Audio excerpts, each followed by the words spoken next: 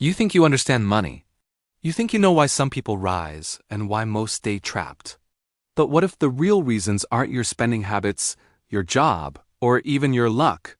What if the system was designed, quietly, deliberately, to ensure that ordinary people never escape financial struggle? While a small group profits from every hour you work, every dollar you save, and every debt you take on?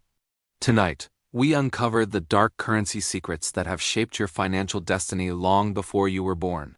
A system that doesn't just control wealth, it controls your life. And the deeper you go, the more you realize you were never meant to win this game. To understand how people today remain permanently broke, we need to rewind centuries back to the very invention of centralized money. In ancient kingdoms, wealth was land, food, livestock, metals.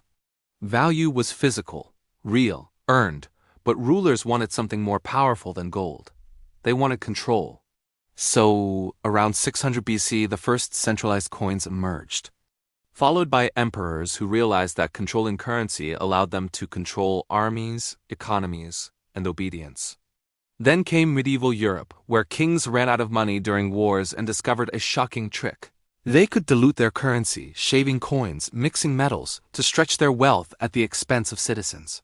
People worked the same, but their money quietly lost value. Sound familiar? This was inflation's birth, and ordinary people have paid the price ever since.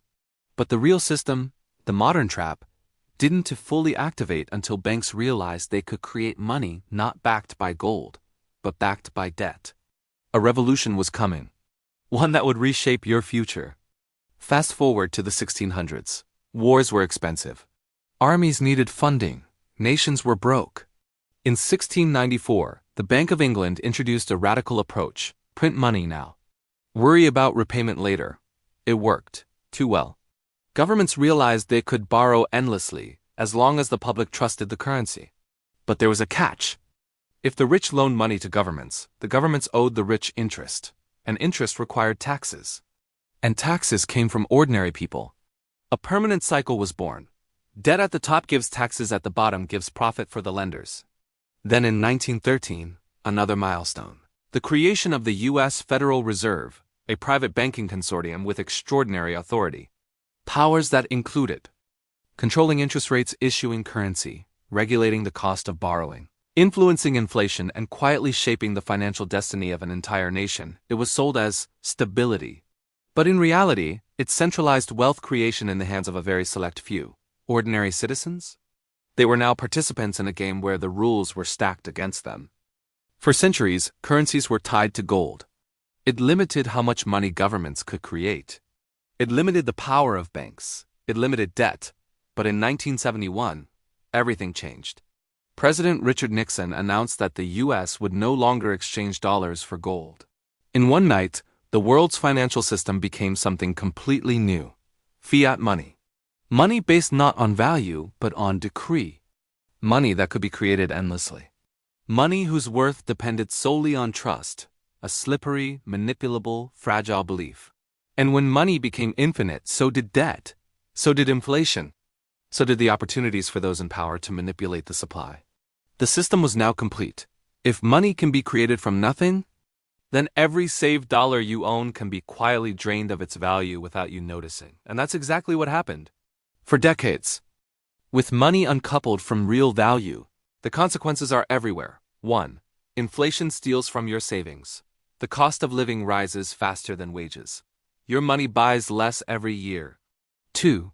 Debt becomes unavoidable: student loans, mortgages, credit cards, car financing, all normalized, all expected, all engineered. 3. The wealthy multiply money. The poor multiply payments. The rich use assets to make more money. The poor use time and get taxed, penalized, and drained at every step. 4. Wealth creation becomes gate-kept: real estate soars. Stocks inflate. Assets concentrate in the hands of the few who already own them.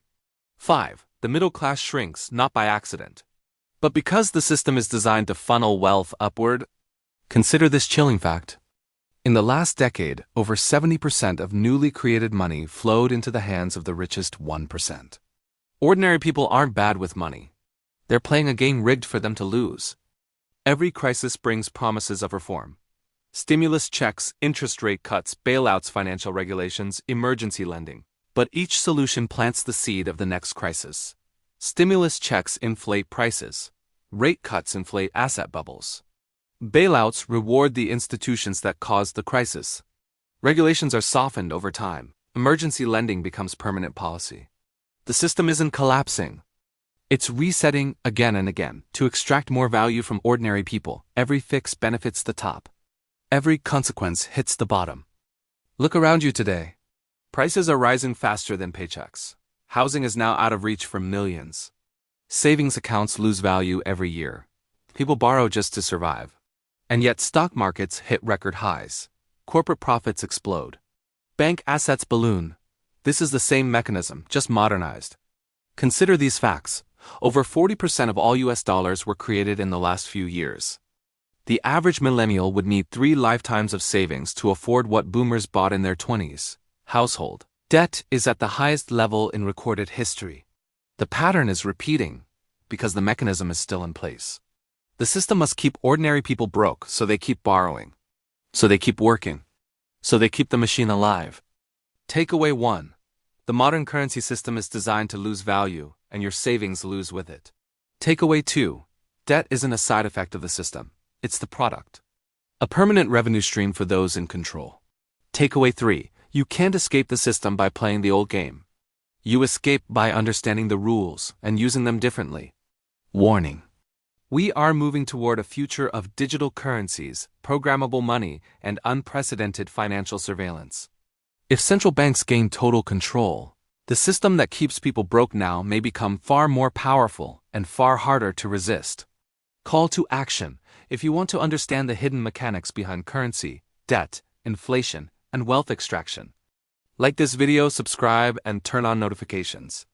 Because the deeper we go, the more clearly you'll see the system. And the harder it becomes for it to control you.